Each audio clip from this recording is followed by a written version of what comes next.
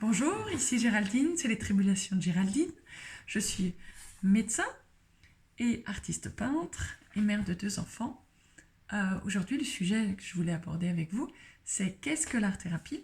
J'ai moi-même, dans mon parcours à la découverte de la peinture et de l'expression artistique, fait une formation d'art-thérapie sur 3 ans à Lausanne, en Suisse, pour ceux que ça intéresse.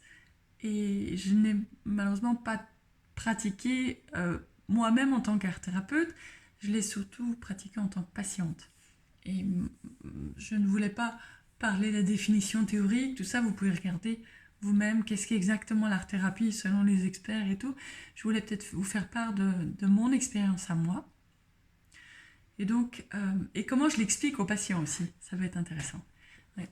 Quand certaines personnes me disent oui, effectivement, des symptômes de stress, des problèmes d'ordre psychologique, euh, nervosité, une anxiété, et que quelque part ils avaient déjà essayé par une thérapie verbale et qu'ils n'avaient pas été satisfaits. Il existe la possibilité, entre autres donc dans l'art-thérapie, que ce soit sous forme de couleurs, de formes, de dessin, de peinture, mais aussi il existe effectivement de l'art-thérapie par la danse, de l'art-thérapie par le mouvement, par la musique, qui est très très efficace aussi.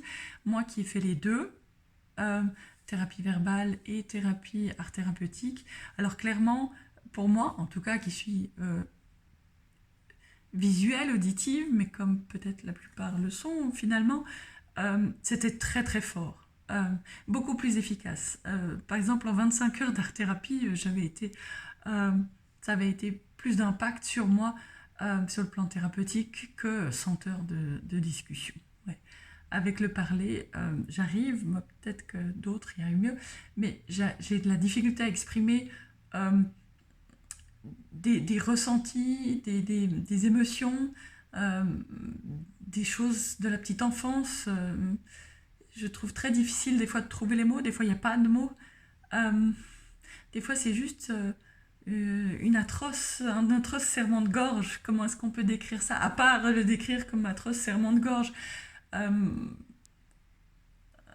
je trouve, ouais, je trouve pas évident avec des mots. Et puis avec de la couleur, bah, automatiquement pour moi c'était plus facile de l'exprimer. Euh, il y a plusieurs méthodes dans l'art-thérapie, bien sûr. Euh, je crois que je le présente en général aux personnes qui sont sceptiques vis-à-vis des, des, des thérapeutiques verbales. Et puis je leur présente comme ça. Je leur dis, écoutez, c'est comme transpirer en fait. Transpirer, on ne choisit pas si on transpire. On ne choisit pas où on transpire, mais comment on transpire, quoi. Ça sort, quoi. Et puis l'art-thérapie, que ce soit par la musique, que ce soit par la danse, le mouvement, que ce soit par la peinture, eh ben, ça sort juste. Et ça sort comme c'est. Et en général, ça sort vrai. Enfin, je trouve qu'on a extrêmement de difficultés à influencer ce qui sort comme ça.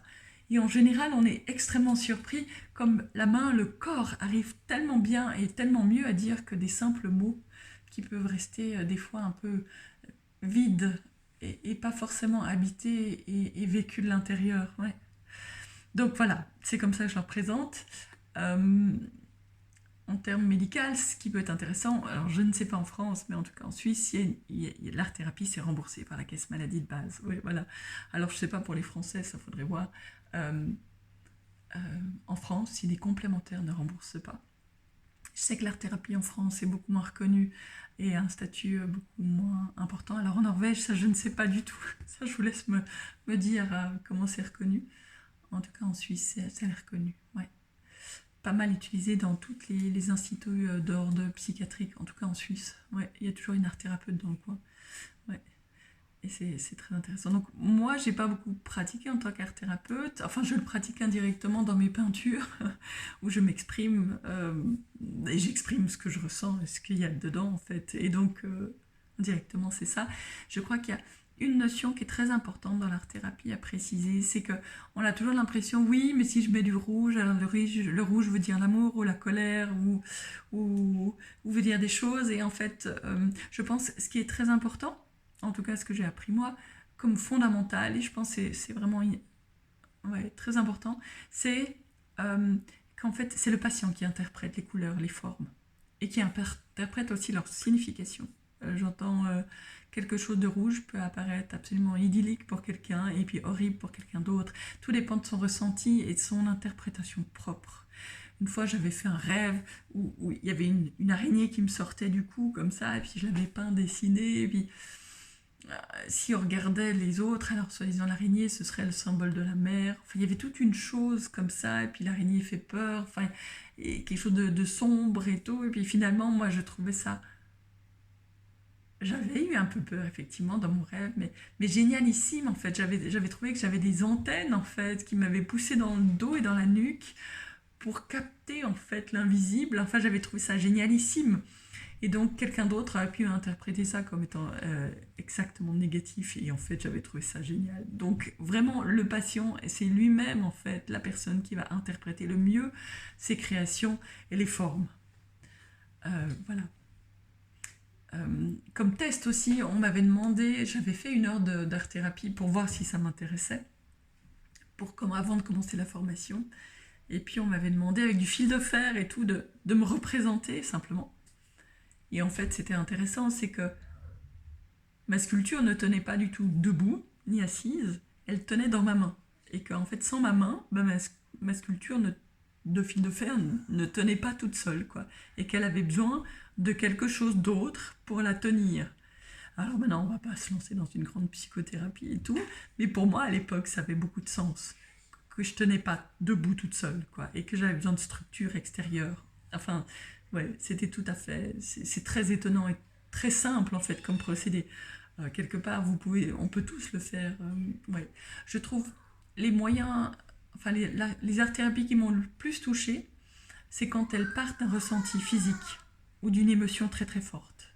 Et qu'on se fixe, en fait, on se concentre là-dessus, et on prend une feuille de papier, et puis on dessine, je trouve, avec les yeux fermés, encore plus efficace, parce que justement, bon, moi je sais peindre, je sais dessiner, mais pour les autres, ça aussi c'est une question, il n'y a pas besoin de savoir peindre ni dessiner pour pouvoir faire de l'art-thérapie.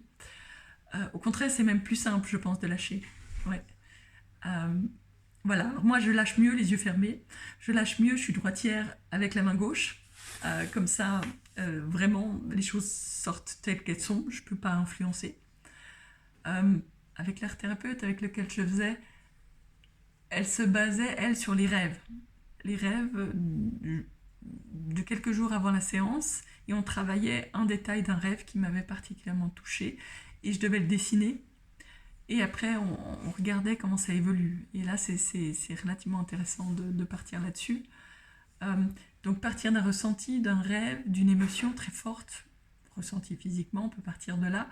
Ce que j'ai trouvé aussi très très très intéressant, c'est une fois dessiné, les yeux fermés, de mettre la main, d'y appliquer la main dessus et de sentir après ce qu'on a dessiné dans la main. Et puis de la laisser évoluer en fait en imagination et en visualisation. Et comment elle évolue. Et que s'il y a blocage, ça pouvait sortir alors en mouvement, en musique. Si ça grinçait à fond, prendre un truc qui grince à fond, puis viou, viou, viou, viou, viou, pendant des minutes et des minutes. Comme ça, de manière à ce que ça sorte vraiment. Ouais. Et puis après, on revient au dessin, on revient avec la main, et on redessine. Enfin, c'est toute une technique que j'avais trouvée très intéressante auprès de Madame Weil, W-E-I-L. Elle est en Alsace, elle est décédée depuis. Voilà. Donc, relier corps, dessin, couleur, forme, et puis ressenti, interprétation donc personnelle, toujours par le patient. Y apporter quand même à la fin des mots sur ce qu'on a ressenti en faisant le procédé, sur ce qu'on a ressenti en voyant l'œuvre, si on a fait les yeux fermés avant et quand on ouvre les yeux. Il y a aussi tous les différents matériaux utilisés. C'est pas par hasard qu'on va choisir d'utiliser plutôt de la terre pour s'exprimer, ou plutôt un stylo. Rien qu'auditivement, c'est pas la même chose du tout. La saleté aussi, c'est pas la même chose du tout. C'est pas le même ressenti. Il y a des personnes qui n'aimeront pas se salir les mains, d'autres à qui ça ne dérangerait pas. Au contraire, c'est quelque chose de rassurant d'avoir quelque chose dans la main. Certaines personnes préféraient la craie qui s'efface, d'autres plutôt le stylo avec le trait très net comme ça. Certains moments de ma vie, j'aurais préféré m'exprimer avec un stylo très clair, très net, et d'autres moments j'aurais accepté, supporté d'être plus dilué, plus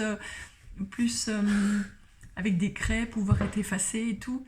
Donc tout ça aussi, ça a son importance en art-thérapie. Et donc si ça vous intéresse vraiment, je vous propose de vous tourner vers un art-thérapeute qui travaille dans votre coin et puis de tester. Je trouve très très très puissant et très très fort. Ouais. 1000 fois plus fort, en tout cas, que la thérapie verbale, à mon avis. Vous m'excusez, vous voyez le pied de ma fille, je crois qu'elle n'est pas contente, elle s'ennuie. Je vous quitte, je vous souhaite une toute bonne journée. Au revoir.